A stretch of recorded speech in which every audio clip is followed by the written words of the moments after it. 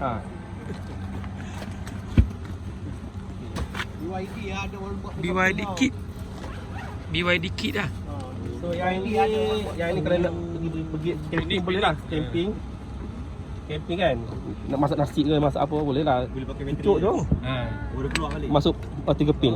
Oh, Nasi guna boleh, baju kuali boleh, apa lagi? boleh. Semua boleh lah. Rice Satu, dua, tiga, empat. cooker. Rice cooker boleh. Oh, Induction bagus cooker. ya. Ni berkemah lah ni. Dia, Okey, Mak. dia memang convert 240 volt lah macam rumah punya. Boleh. Boleh lah. Oh, hai. Yang tu charger dia.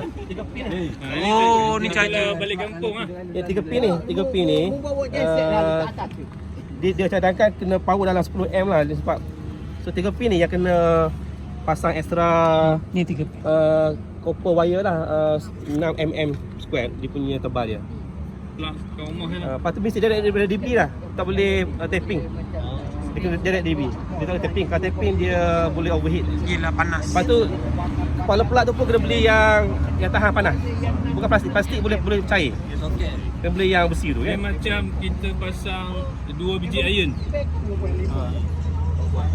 Kau Standard lah, dia macam 2 kilowatt kan. 2 kilowatt. lepas tu dia tak boleh pakai extension wire. Tak boleh. Yalah betul. So ni kira type 2 lah ni. Type 2 punya ni lah, type 2 punya AC ya. Bukan iron lah, iron 2 biji iron lah. Bila maksudnya nak cahak dari rumah lah. Ya dari rumah.